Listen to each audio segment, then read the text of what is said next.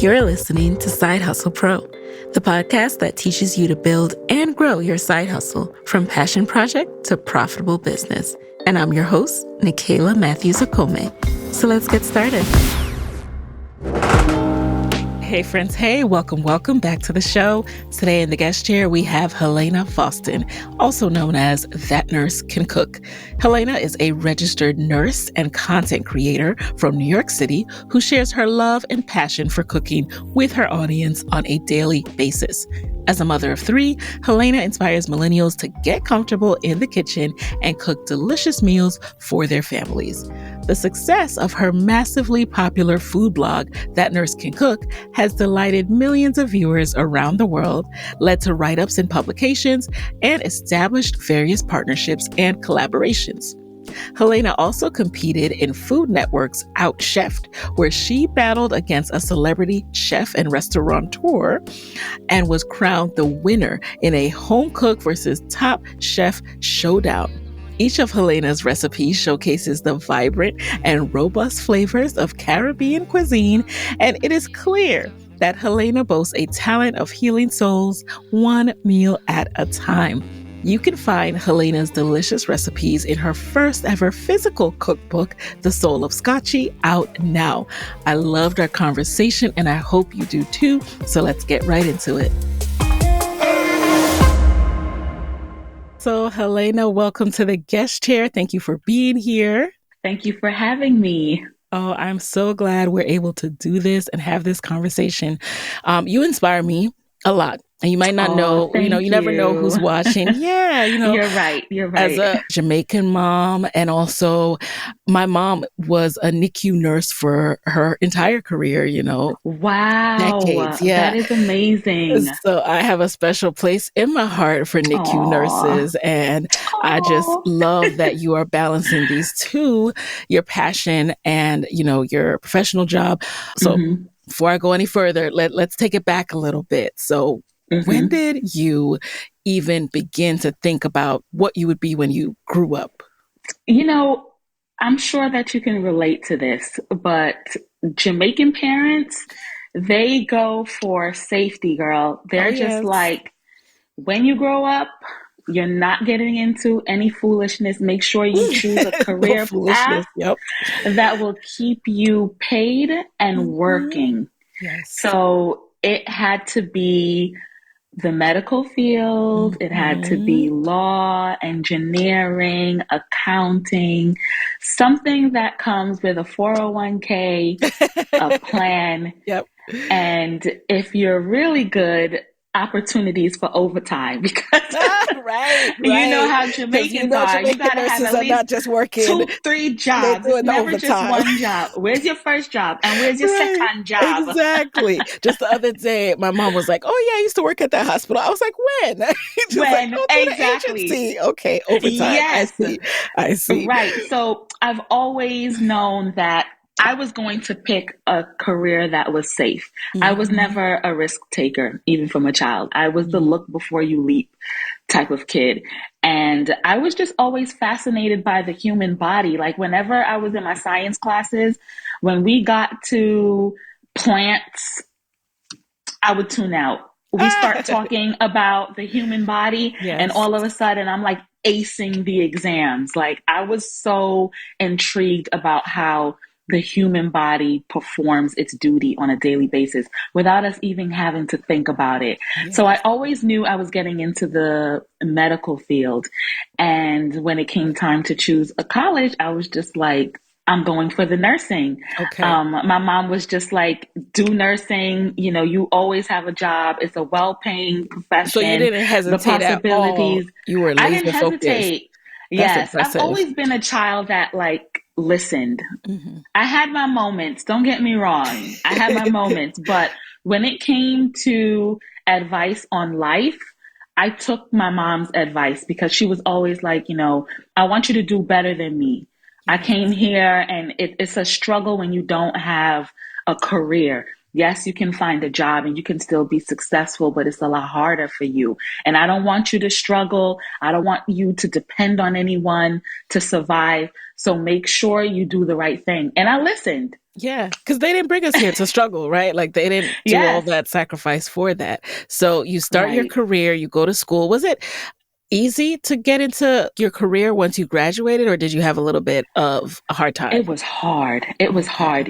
At the time that I graduated from nursing school, Mhm. St. Vincent's Hospital had just closed. Uh, And what happened was there was this and this is massive in Brooklyn, influx.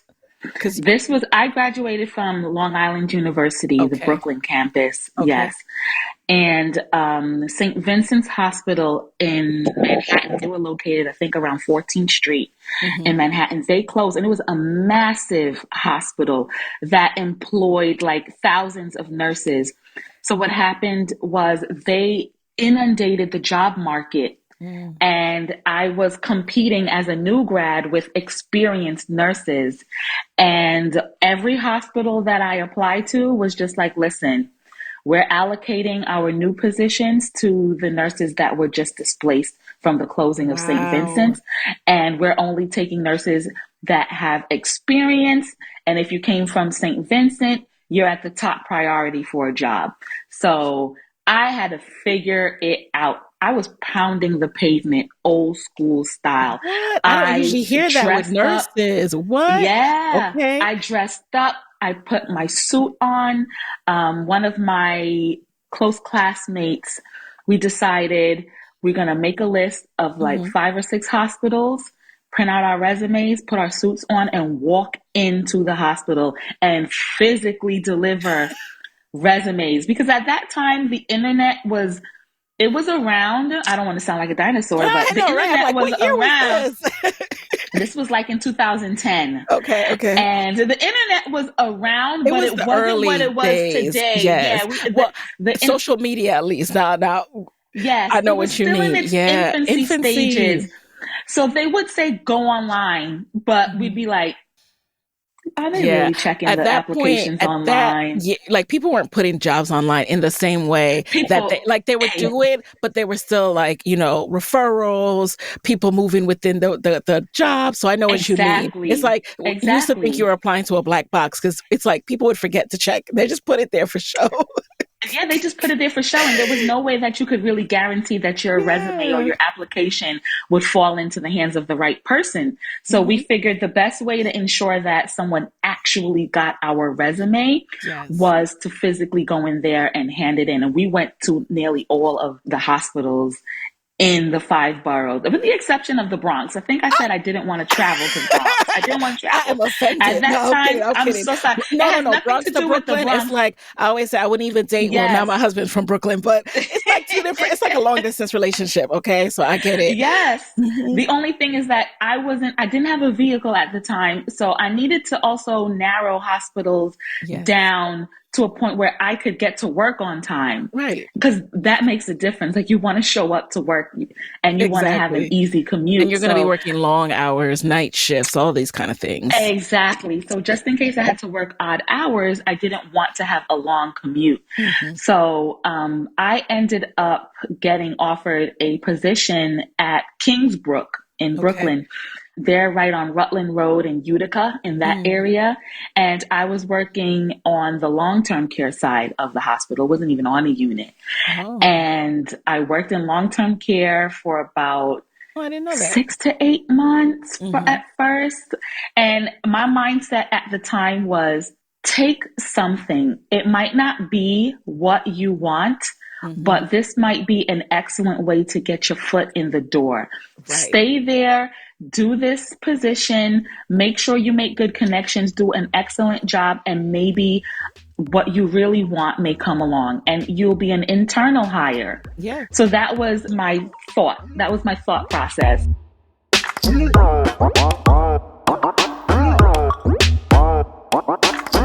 Is that what ended up happening too? Like you That did transitioned? not. Oh, It okay. didn't happen that way. But Yeah. what happened was one of my former clinical professors happened to be head of HR at Bellevue Hospital, Mm. and we had always stayed in touch. And she reached out to me via email, and she was like, "Hey, the NICU's hiring. They want like 10 nurses. hand me a resume. Lovely Black woman. Shout out to Professor Hayes because Shout she changed out. my life. I love that. And The I went in interconnect. there. Yes. Yes, I went in there. Beautiful Black woman. She was always like pushing for Black nurses to take up space in, these traditional areas that weren't always diverse. Because these highly specialized units, there's not a lot of racial diversity on those units. It's been very hard to get into in the past. So she really pushed for us. And I went in for my interview and I got hired. Nice. And that was all she wrote. That's all she wrote. So at this point, you're thinking like, okay, I have my career. You've done what you're supposed to do. You get a specialized nursing unit. So at what point did you start side hustling? Did that come a few years later? It came a lot of years later. Really? I started my position at Bellevue Hospital in May of 2011. And I was young, no kids, no husband, no house, no nothing. So life was great. Yeah. But then I got with my husband and the kids started coming. They just started coming. The kids just started coming. And life got real. Okay. Were you cooking as an outlet even at that point, or it was just like lifing and nursing? It was like lifing and nursing and just trying to get by. And what happened was I ended up having Aria and I went out on maternity leave. And while I was on maternity leave, I was just like, you know what, I think it's time for me to do a pivot in my career. And I ended up leaving Bellevue and I went to New York Presbyterian on their cardiac NICU. Okay. And it was then that I really started saying, I kind of like cooking. And I've always loved cooking, but it was then when I got on that unit, I was like I found myself gravitating more towards finding a creative outlet. And one of my friends said to me that, you're always showing videos of your cooking. And I used to do this on my private personal page that I just have with family and friends. So she was like, why don't you start a different page where you show nothing but your cooking? Yes. And that was 2018. Shout out to that friend. Really? It was 2018? Yeah, it was 2018. Wow, that seems so recent. Now, I want to go back to you moving to the cardiac NICU, because first of all, I didn't realize there was a separate cardiac NICU. That sounds heavy. That sounds heavy. Yes. Is that why you needed an outlet? Yes. Okay. Wow. So tell us about that. Listen, I've seen some wild things. Okay. I've seen some things that and then how do you turn that off at the end of the day? And I wasn't having a good work-life balance. There was no separation between me and the job. I was bringing work home. I was spending my days off thinking about what happened at work the day before. Yes. Sometimes I really loved it. Don't get me wrong. Like, what helped was management. I loved management. At the time, we had a great support team. I worked with some awesome nurses. Yeah. New York Presbyterian was just a great place to work. They seemed like they cared about their employees. They put the effort forward. So I was happy. Yeah, I was happy there. So it didn't really have anything to do with the institution itself, but the specialty can be very emotionally and mentally draining. Yeah, I can imagine. And I think instinctively, I started gravitating towards cooking as that outlet to help me take my mind off of everything that was going on at work. And the highs were really highs, the lows were really lows. And as a mother, the work hits different. Yep. Like, you care about your patients, especially when you're working in the NICU, you care about your patients, of course. But when you become a mother, those patients you start to personalize them. You're like, this could be my baby. Like, you think about your own children. Yeah, you think about your own children. Yeah. The way you relate to families. I can't even imagine how you do it. Like, I see babies at the airport and I'm like, if I'm traveling alone and I'm sitting next to a baby, like, I'm like, oh my God. Like, I just relate to children overall differently. Like, I immediately see my children in them. I'm cooing at them. I'm talking to them. Like, you just, they feel, it feels different.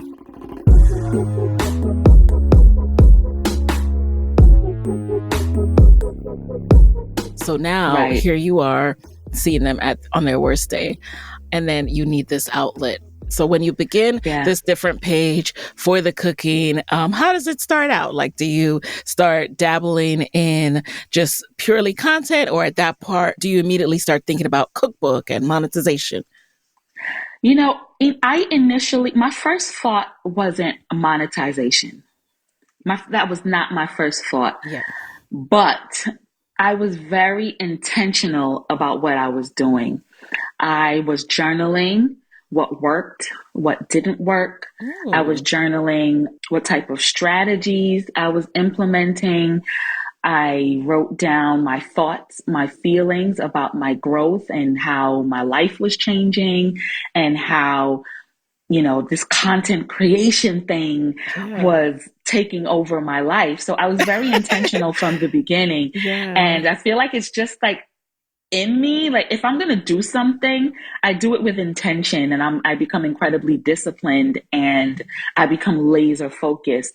So I was always laser focused about what I wanted to do. And once I started to see how things were picking up and I started growing an audience, then I was just like, wait a minute, I've got something here. Yes, I you might have do. something here. And when you first started posting, did the audience come just out of pure discovery in the feed, or were you doing additional things to get in front of people and build audience? My audience purely came from discovery, from everybody who liked, shared, Yes. commented. The Instagram page, Proud Jamaicans, they were always a major supporter I of love that mine. page too. Yes, Yeah. I love them. And they would share my work sometimes. And just from them sharing my work, I was More able to people. build an authentic relationship with my followers because they were like, okay, this food looks good. Let me check out, let me see what this person has going on. And so that's how it slowly started to build. And here we are today. Yeah. And when you were writing down, I love that you were really tracking what you're doing. Because so many of us, we start out and then when it gets big, we're like, well, what did I do? What was I What doing? did I Right. do? What did I Exactly. do? What happened between this month and this month? So when you actually track, and you can start tracking at any time, you can actually Mm-hmm. see and measure what had impact on growth. So for you, as you started doing that, what kind of trends were you seeing with what had impact in addition to people and other accounts sharing? I started to see people really responding to storytelling and Mm. being relatable. And I Ah. think that to some degree, most of us want to see ourselves.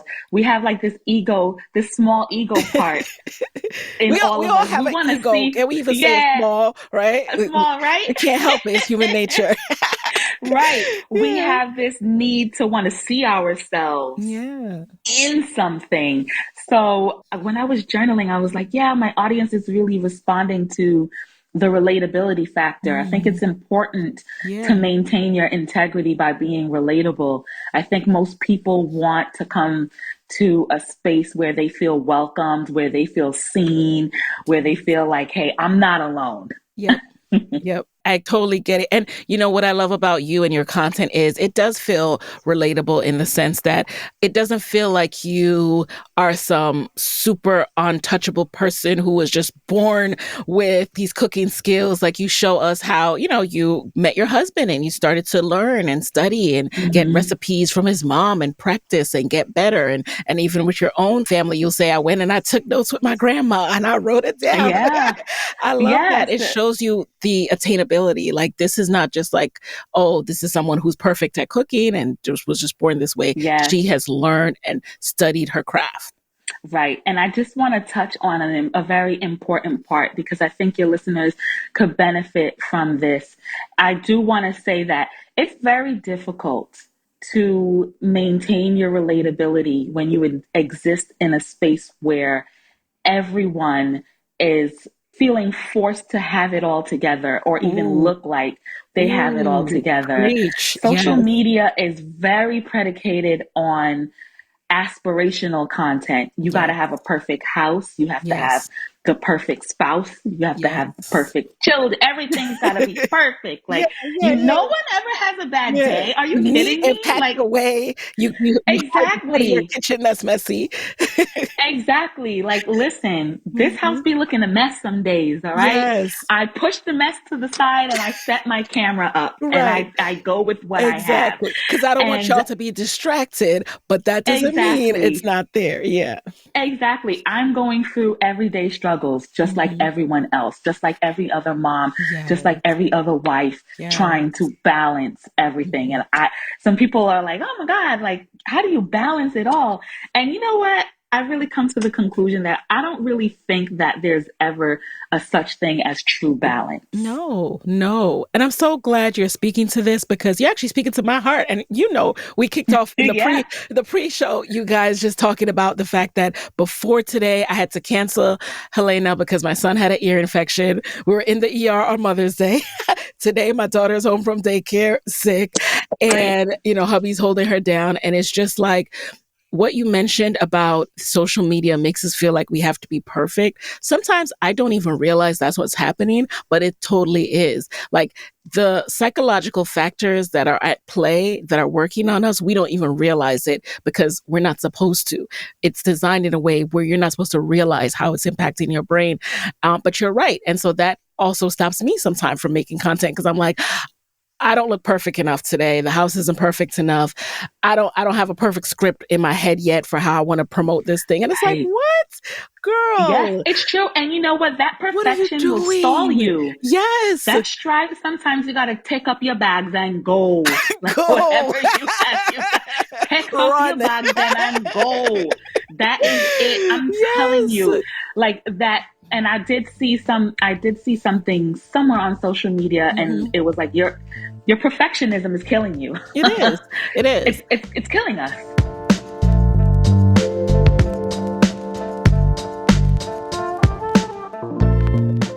And it's a constant cycle because, as you mentioned, for those of us who grew up in certain traditions, it was a part of our upbringing. So you can't just Yes. unlearn that in one day, one week, or maybe even ever completely. I don't think I Ever. ever Yeah. can completely because it's who I've been for so long, but I can realize when it's happening and address it, and Yes. fight against it. So It's thank you so for, for true. for raising that because that is part of what makes you so likable and Thank um you. I just love the I'm fact that fighting you're against showing up. it. Yeah, I know you have to because It's again, it's to this day. to this day I'm we're going to really have to fight against intentional. it. Yeah. Yes, I am so intentional about not creating content Hmm. that furthers harmful narratives. Yes. Yes. And there are certain, I don't, I support everyone's ability to do whatever it is that Hmm. they want.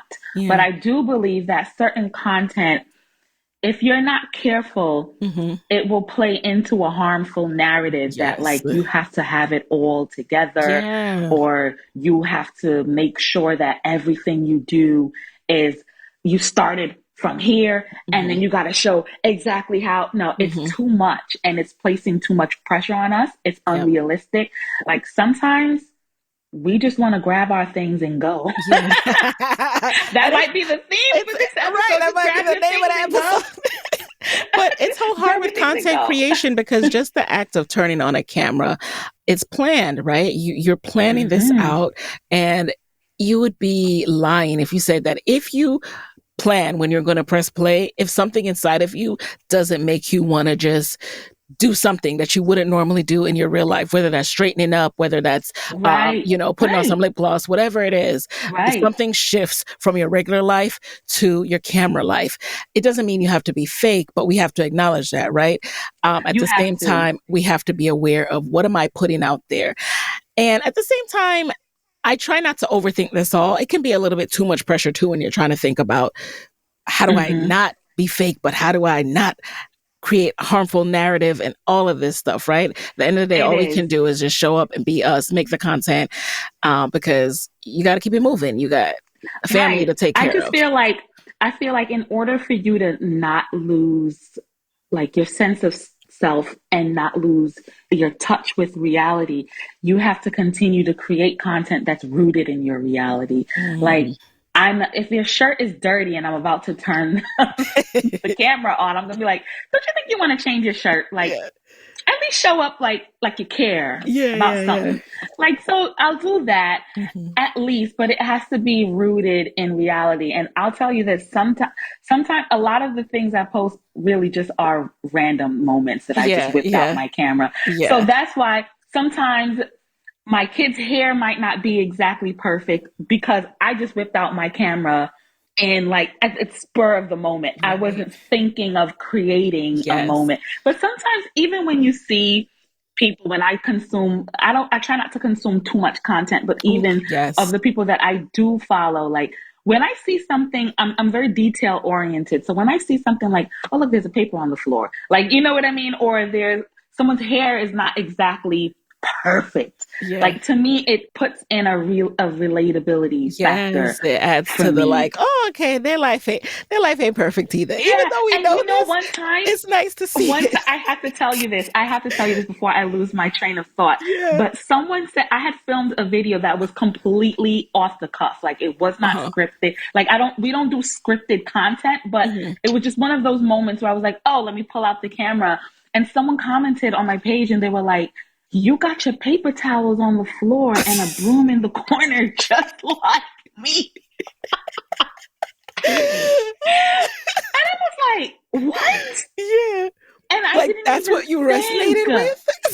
Yes, but like it Yes. spoke to a bigger theme. Yeah. Like people are so used to seeing overly curated content that when they see Perfectly something as polished. simple, Yes. yeah, as a like we all got the water on the floor. Like Yeah.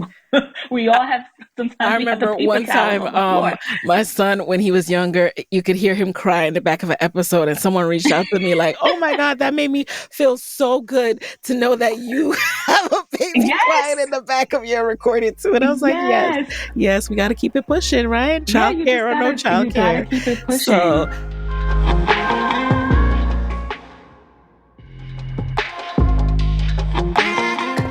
I love that we're having this conversation. I don't want to lose sight of, I want to know a little bit more about how you went from the beginning, journaling, tracking, to Hmm. strategically making this a profitable side hustle, right? And we're making money Hmm. now. We're launching books. Yes, yes, We got yes. partnerships. So when did those aspects come into your business? It started, I think, I think I maybe had like 50,000 followers at the time. Mm-hmm. And I was like, I heard they be paying money. It was Yeah, literally just like that. right. They be paying I money. should get some So money now. it's time for me to like really Yeah. figure out a way to get monetized. Yes. And the first brand that ever even gave me a chance at, collaborating was Grace. Grace Foods. Love Shout that. out to Grace. Shout out Like to Grace. they've been such a staple in our community and in Yes. our homes for generations.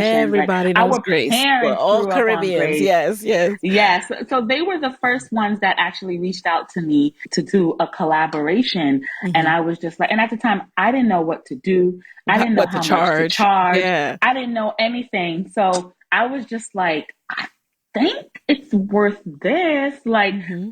so we all have to start somewhere. Yeah. You know what I mean? And taking things like that really helped me learn how to integrate products into Mm. my content. And from there, I started doing a lot of research. Hmm. How are content creators and influencers managing to make a profit? Yes. YouTube was one. All right, let me start a YouTube channel. Let me make sure I set my YouTube channel up for success so that I can be monetized. So Mhm. I started YouTube like very early because I knew you could get ad revenue from there. Yeah. So I started that out. Then I started working with brands. And then I also had a website. And I was like, yes, I can definitely get ad revenue. Let me figure out how to get ads on my website so that I could get paid for my traffic, and journaling and writing down what worked, what didn't work. And Yeah. even some of my biggest dreams, like what are your hopes and dreams for your future? And you'd be surprised how just writing it down you start to instinctively work towards those things Yes. that you write down. Yes. And Yes. I've had a lot of viral videos, so a Hmm. lot of brands have reached out to me. I've been very, very fortunate to have a lot of inbound requests.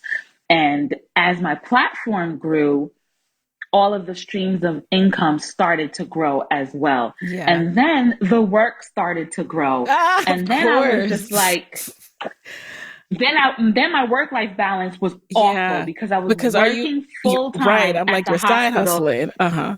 and then the side hustle now is starting to become a monstrosity, and it's taking on a life of its own, and it's like seeping into other areas of my life. Like, Mhm. I used to get up early and arrive at the parking lot for my job 45 minutes before my shift Mhm. and edit content in the car. Ooh, wow.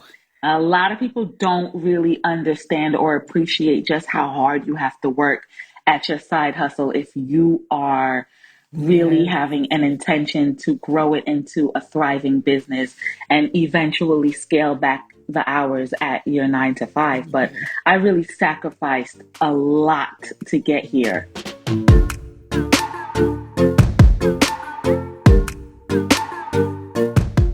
And which revenue stream started growing the most? Was it the YouTube AdSense revenue, the brand partnerships, the website ad revenue? Brand partnerships is the most lucrative stream of income that I have right now. Hmm. And I want to say that because these brands are paying you a lot of money to promote their products Hmm. or to increase the awareness for their brand. Okay. And it's become the fastest way for me to get to a point where I can say, okay, I can scale back my Hmm. hours.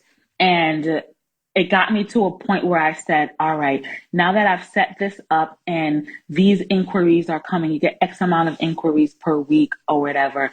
Now you can say, I have a thriving stream of income here. I have another thriving stream of income here, and put it all together. And now you're like, you're running a full-fledged business. And have you hired a team or contractors to start taking things like editing off your plate, for example? I am still working on it. I'll tell people like editing is my most Yeah. despised.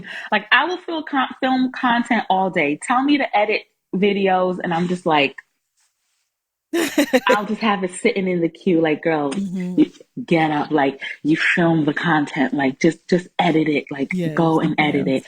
Like, I do, and then you get to a point where you're so particular, Hmm. you kind of become a little controlling that you don't even want to Uh-huh. hand it over to anybody else. But I do have a management team that works Okay. on my brand partnerships, Okay. and that way, like, I have a barrier in between like myself and the brand. I can outsource some of the Yes. thinking because it Yeah. takes up a lot of mental space. Okay. And especially when it comes to negotiating contracts, reading Hmm. contracts, making sure Yeah. that the partnership is mutually beneficial. I have someone who's watching my back so that I can focus some of my energy towards creating and coming up with merchandise ideas or working Okay. on my hopes and dreams and Yes. stuff like that. So I do want to say, like, hiring out is very important. And I hire out photography.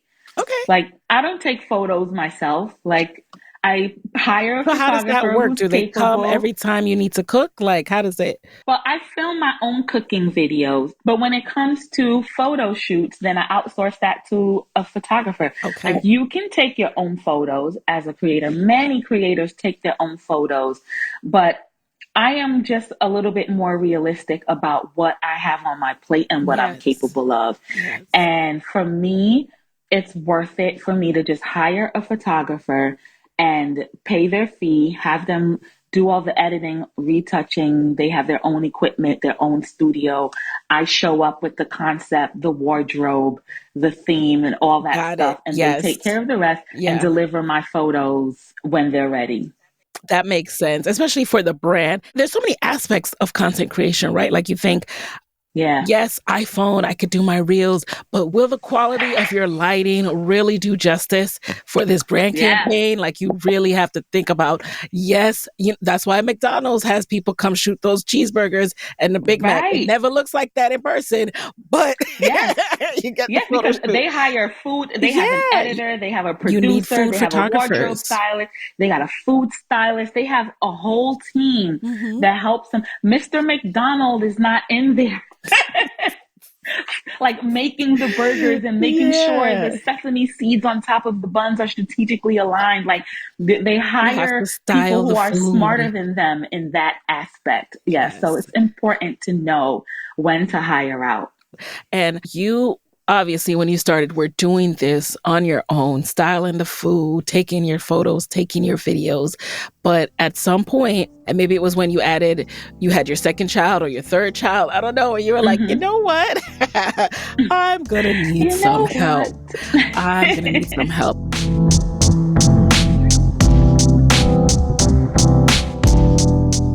So, a lot of people lose money as they're starting up their side hustles. And you Mm-hmm. mentioned scaling back. So I assume you're talking about your full-time role. So were you Right. able to match your income through your side hustle income? Or was it more like I scaling back hours in hopes of getting it there? I wasn't going to. I'll tell you this right now for full transparency. Yeah. I I don't want to say that I operate from a scarcity mindset, but I Ooh, I feel like like that. a lot of us, especially those of us who have Caribbean backgrounds, we tend to become hyper focused on stability. And Mm-hmm. you no matter what it is, you crave that stability. I was not reducing hours at my guaranteed biweekly paycheck unless I could either maintain or supersede the lifestyle that I've already created for myself. Yes. And when it started to get to the point where I was putting in a lot less sweat equity and like doubling or tripling a biweekly paycheck, it just stopped making sense for me to be still going to the hospital full time. Yes. All the time that I'm dedicated at the hospital, I could take that time and energy and put it towards my own brand and thereby increasing my ability to make income. Because if you have more time, you have everything. And not only that, your mental health. Working full time at the hospital plus working full time at the business kind of felt, not kind of, it did feel like working two full time jobs at the same time. You're like, I'm on my lunch break answering emails. I'm Yes. arriving to the parking lot 45 minutes before my shift starts, either answering emails, editing It's content, like trying to around reply. the clock. Like, exactly. It's Yeah. like around the clock before I go to bed, like making sure I check. And I was just like, no, like, let me scale it back. Yeah. So I scaled back my hours to part time, Okay. but I had to make sure that not only that I could sustain my lifestyle, that number one, I had adequate savings, we have Mhm. adequate savings. I also have the benefit of having a partner who works. Like, Yes. we can't leave that out because Right. We some can't leave people that are out. legit. Yeah, some people are legit doing this on their own, whether they're single parents or they just are working alone. I have a spouse that has a full time job that has benefits, so I'm able to benefit from that. Mhm. And we can't leave that out because that's important. We need Yeah. health We insurance, need the we full need picture. dental. Yeah. Yes, you need to think about those types of things before you say, I'm going to leave my job Mhm. and take my entrepreneurship seriously. So, because of my spouse's work, I was able to scale back my hours to part time and relinquish my benefits. Yes. So, I started doing part time hours and the business continued to thrive. And I also had to prove to myself that I could withstand a drought because Ooh. you have your times where the requests are coming, like the work is coming, you had a great month, like you got a lot of traffic this month to your blog, like your income is really high this month. And then you have your dry seasons Oh, the where, dry. Talk about it. The dry. You never yeah, thought it would come. Like 2019. I don't know about you. I've been hearing a lot yeah, of content creators, past guests talk about 2019. 2019 was a good year for a lot of us. And then, things took a turn. yeah, Things took a things turn. take a So you turn. have to And be able to withstand those seasons. Right. And sometimes a lot of those seasons are beyond your control. Oh, Like yes. I've heard a lot of people who operate websites that there Hmm. was a Google update sometime last year, Yeah. and that Google update affected their ranking in the search results. And because their ranking got affected, it really put a dent in their income. Yeah. So I feel like in order for you to say, all right, I'm going to take this full time or I'm going to take this seriously, you got to prove to yourself that you can handle a dry season, and how long can you withstand that dry season. And I think a cushion, that cushion you have, so you have a soft landing, that's really Yeah. important. And diversifying your streams of income, so in Yes. case if one stream of income is not performing so well Right. for, sometimes it's a month, sometimes it's several months, then you Right. have something else that you can rely on in that season without feeling like you're going to lose your mind. Yeah, like when is the next check coming? Because I think with the pros and the cons of brand partnerships is when it's great, right? But when Yeah. they just all of a sudden say, all right, we're pulling budget from that, then you have to be able to pivot or say, okay, I'm not overly reliant on inbound brand deals going on. I have this happening. I have a book that I'm launching or other things. So tell us a little bit more about your revenue streams today. Mhm. So my revenue streams include ad revenue from YouTube. And to be honest, like I haven't even really posted on my YouTube channel. So that's like the power of YouTube, that you can continue to make money from your YouTube, even if you're not Yes, necessarily legacy posting content. regular. Yeah. Yeah. So don't ever abandon like evergreen content, Hmm. because that will keep you paid in your sleep even when you're not even working on it. Yeah. Yep. My website, I get ad revenue from my website, which is also evergreen Yes. content. And you can always rank. I mean, if you're searching for a Christmas recipe, sometimes the article that comes up first is an article from 2 or 3 years ago. Hmm. So that's another stream of income. Brand partnerships are another stream of income of mine. I get money from working with brands. Yeah. And then I also have cookbooks. I have ebooks that I put out. And then I just put out my first physical hardcover. Congrats. Thank you. So, I've been able to diversify them, but I do also want to stress that each stream of income that you set up requires you to show up. Yes.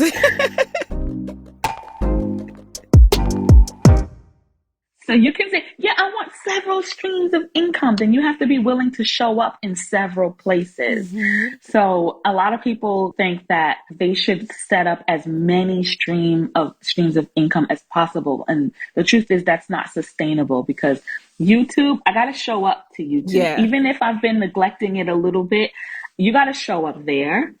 Your website, where you're earning revenue from ads, you have to show up there too. When you're making money from brand partnerships, you have to show up there too. You're Hmm. making money from your cookbooks or your products, whether it be whatever you decide to put out, you have to show up there too. Yeah. So I just want to tell anyone who's thinking about doing something like that to be mindful of how many places you can realistically show up at once. Right. It's a step-by-step process because often when one gets to a good place, it's because you really just leaned into that revenue stream for a while and got it to a good place. And then you Yeah, moved on to, nurturing a new revenue stream. right. Tell us a little bit about writing this book. So, what made you decide to do a physical book? What was the process? Did you self publish or work with a publisher? I work with a publisher, and it's a journey. Yeah. So let me go back a little bit. I came up with this concept for a cookbook at the end of 2020, Yep. because I started releasing ebooks first Hmm. as a full time employee for an organization, plus Yeah. a mother with a family. I think that digital products is the best way for you to earn a side hustle, because it doesn't require you to store any merchandise. Hmm. It's easy to do customer service requests. If someone says they didn't get a link, you can just easily go into your Shopify account and resend the link. Yeah. It's just the most sustainable way to earn income. And I think after a while, a lot of people were like, we love these ebooks. I wish you had a hardcover version. But I wasn't going to move on a physical product until I was sure that I could show up for it. You know what I mean? Because Right. the moment you decide to offer a physical product, you have to figure out the logistics. Do I have place to store this? Who's going to Hmm. manage packaging, shipping? Who's going to manage the customer service? Yep. People inquiring about where's my package? I haven't received my product, blah, blah, blah. Manufacturing it, And the product itself. yeah, exactly. So I wasn't going to move on a physical product until I was sure that I could dedicate the time and energy. So I used my digital products to carry me through. Hmm. And I started working on the recipes in the background while all of this craziness was going on. And it was difficult because I had to create content to stay consistent Hmm. on my page, but I also had to create content in the background that I knew I was going to use for my hardcover cookbook. And I started thinking, like, what can I do to kind of disrupt that area? How can I offer something that's a little bit different than what everyone is accustomed to? So I said that, we're moving into a very interactive digital space. And I said, how about I just make the cookbook be as interactive as possible? Hmm. And I decided that I was going to put stories in there. So it's not just a cookbook. You can actually like sit down and Yes. read. Yes. And yeah. And also, I wanted to make it interactive by putting QR codes in the book. That way, if you got stuck on a recipe or if a recipe was particularly challenging, we know that all recipes are not created equal. Hmm. Some recipes are really easy. You get something like oxtail, it might take you a little bit longer. You might feel a little bit intimidated. So, and also rice Yep. and Yep. peas. Yep. So I put QR codes in there, and if you scan it, a surprise video will come up. Oh, Some of nice. them are secret videos that Yeah. have not been published Oh, to my wow. YouTube. Yeah. Yes.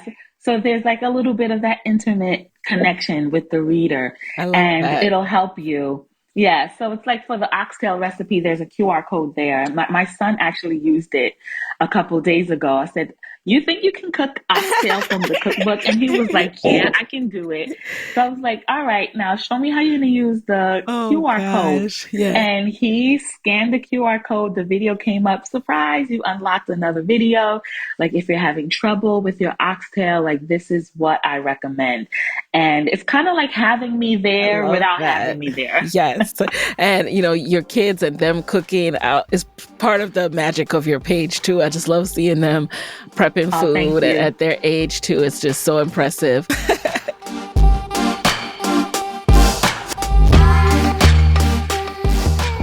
Before we Thanks. get into the lightning round, I'm curious your advice for people who are juggling content creation. Maybe they have found a niche and something that's doing Hmm. really well and growing, but at the same time, they have a full time job. So, Hmm. how do you juggle building your content creation business into a real business? How do you set that foundation as you're side hustling? I would say that you need to master discipline. You don't always have to be motivated because trust me, there's many days where I'm just not motivated, but the Yeah. discipline is what makes me show up. It's going Hmm. to it's going to make you show up for your audience. And that is how I maintain consistency because a lot of people, it's so hard. And take a break. Yeah. If this is getting to be too much for you, take a break. Yeah. Even if you That's the don't beauty take of a break side for too long hustling. You can now. take a break. You Yeah. take a break, Listen, regroup. take a break to regroup. I would say work smarter, not Mhm. harder. Don't put your head in the sand and think that your talent is going to be enough to get you seen. You Yes, have to yes. be strategic. You have to Hmm. implement best practices. You Yes. have to see what are your peers doing in your niche that's working and how can you integrate them into your own story so that you maintain your own unique space in the creator realm because we're really, if I'm being honest, the market is quite saturated. Mm-hmm. A lot of people are creating content. Yeah. So you have to figure out what's special to you and what makes you stand out, and be patient. Mm. Nothing Yes. happens overnight. Yes. Sometimes you might see somebody and you think that they're an overnight success. Oh, this person got X amount of followers Yeah. in just 3 short months. Like, Yes. don't look at someone else and what they're doing and get frustrated and say like, oh, why isn't it happening to me? You really got to Right. focus on your own plate. And it's always so fun to me too when it feels that way, when I see someone who is like, oh wow, they grew really quickly, and then I really investigate and I'm like, oh, they've been making videos since they were in high school. It's just their videos used to be about Exactly. nothing. But that Mm-hmm. muscle has been in Mm-hmm. practice for over a decade now. So you Yeah. just really have to look beneath the surface. And I love that you mentioned patience. And then finally, something that's come up a few times that you've said is this word storytelling. And storytelling can Mm-hmm. be done both with words and visually. But I think it's the key. Actually, I know it's the key behind Mm-hmm. all content that's doing really well. All content creators Mm-hmm. who are doing really well are storytelling. So Mm-hmm. we all have to like dig deep and figure out what stories do we have to tell and how do we want to tell them. You can't just post your picture of rice and peas and keep it moving. Yes. You got to tell a Although I wish story I there. could. We all wish we could, right? We could. A lot Yeah. of people can make Mm-hmm. these dishes, but what is your secret sauce? What's the spin that you've put on it? But also the story that you tell, again, visually or with words, is really where the magic is, especially for you that nurse Right. can cook. Thank you. But you know what? A lot of Mhm. people, and I just want to tell your listeners that some people feel like, oh, there's nothing special about me. There No, is something there special about you is. because your story is unique to you. Yeah, Nobody else can tell your story. right.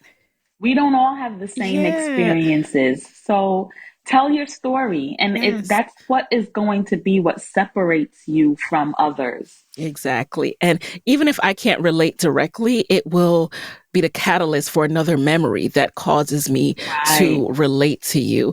I was telling this to maybe another guest or a client recently.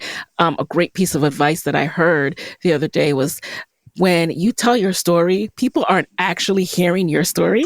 They're hearing their Mm-hmm. story. Like when you tell a Yeah. really good story, that's what it does. It makes you start to think about, oh, when I was growing up, this is what happened. Or if you tell a story about what Yes. happened at work, they're thinking about what happened at their job, right? And so Exactly. that's And that's why why people storytelling's want to see powerful. themselves. Yeah. Mm-hmm. So we could talk all day, but let's jump into this We lightning could. round. All right. All right. So, number one, what's a resource that has really helped you grow the That Nurse Can Cook brand that you can share with the Side Hustle Pro audience? I want to say, you know what? CapCut. Ooh, okay. That's the video editor. CapCut is a video editor. It's an awesome tool and an awesome resource. They have multiple features in there that you could use. I recently discovered they have a teleprompter All right. feature in that app, and I used it to help me do ad reads. Okay. I love that. That's a So great one. yes. And also, TikTok is a great resource. They Hello. don't gatekeep on TikTok. Oh, Anything you yes. want to learn, like go over to TikTok, Yes. how to create Big content. What's facts. the best? Yes. I What's the research best everything on lighting? TikTok now, okay? Don't be mad at me. Right. But everything, because they get to the point. Like, I'm sorry, but I need y'all to get to the point in 10 seconds or less. I don't want a long video. Yes. So thank you. Yes. Use All right. CapCut and TikTok. TikTok. Number two, who is a Black woman entrepreneur who you would want to trade places with for a day just to kind of pick their brain, see what they do in their business? Non-celebrity. Pinky Cole. Pinky Cole, yeah, she's been coming up a lot lately. I got to get her in the chair. She amazing. And why would you want to trade places? I see a lot of myself in her, and I feel like our stories, we have stories that parallel each Yes, other. yes, I And see that. she's amazing and inspiring. And I may have different goals than her, but I admire what she's been able to achieve so much that I just want. What are you thinking about when you wake up this morning? What's in that brain of yours? Yes. And What's all the going on, children, and Pinky? all the, while having all the children, like, I'm just like, wait, Yes. how are we doing this? Okay. Number three, what's a non-negotiable part of your day these days? Being able to eat a meal uninterrupted. And how do you do that? Baby, get your brother, put on this thing right here. I need 15 minutes and I just want to eat a Yes. sandwich uninterrupted. Yes, I love doing That's that it. too. That is such peace to me. So It's we become such peace. I love that. We're At least like in that. Yes. one meal uninterrupted. Number 4, what is a personal trait that has helped you significantly in business? Determination. I might slow down, but I'm not going to quit. Hello, I love that. And then finally, what is your parting advice for fellow Black women entrepreneurs, side hustlers who want to be their own boss, but are nervous to lose that steady paycheck or scale back that steady paycheck? Take control of your inner voice. Your inner voice can become like a toddler running around unchecked. Ooh. And that inner voice is really what stops a lot of us, because Yes. we get into this imposter syndrome. Mm-hmm. We start doubting ourselves. We Mm. start saying, oh, I'm not like so and so. Maybe if I was more this, maybe if I was Yeah. more like this. Take control of that inner voice and train it to speak positivity into you, because every single cell in your body can hear and feel that inner voice. You want to train that inner voice to be positive and be kind to yourself. Stop Yes. being so hard on yourself. Yes. I was too hard on me. And that's the only regret that I would say I would have in my journey. I was too hard on me. When you're doing something that has never been done before, you will go through some things that people have never gone through before. So be patient. If you don't have all the answers, don't start kicking yourself because you made one mistake. Reframe those failures and say, okay, I made a mistake, but what did I learn and how can I use what I learned to make myself better and go forward? Wow, I'm tearing up. Why? What? This journey is hard, Because it's y'all. true. That It's advice is hard. And that inner real. voice, you got to That take inner control of that voice, inner voice. you have got to, and that's What does something it sound like? that's been my focus all year. So when I tell you that hit me deep. So I thank you for that. Mm-hmm. That is the perfect note You're to end welcome. on. So where can people connect with you and buy your book after this episode? You can find me on Instagram at That Nurse Can Cook, also on TikTok, also on YouTube. Be Yes. patient with me on YouTube. A girl had a baby, and listen, it's been rough out here, but I'm getting back to it. All right, I'm getting You're back doing to it. I good. have Remember, kind to Thank you. ourselves. I'm doing good. Yeah. Exactly. I have a website, thatnursecooks.com. There's Mhm. tons of free recipes there. Yes. Follow my journey on Instagram. You can see how I'm just juggling everything: entrepreneurship, motherhood, Yes. wifehood, Yes. sisterhood, and all that type of jazz. All right, guys, there you have it. Helena, it's been an absolute pleasure to have you in the guest chair. This Thank you has for been a having wonderful me. conversation. I've enjoyed it. I hope you guys enjoyed listening, and I will talk to you next week. Hey guys, thanks for listening to Side Hustle Pro. If you like the show, be sure to subscribe, rate, and review on Apple Podcasts. It helps other side hustlers just like you to find the show. And if you want to hear more from me, you can follow me on Instagram at Side Hustle Pro. Plus, sign up for my 6-bullet Saturday newsletter at sidehustlepro.co/newsletter. When you sign up, you will receive weekly nuggets from me, including what I'm up to, personal lessons, and my business tip of the week. Again, that's sidehustlepro.co/newsletter to sign up. Talk to you soon.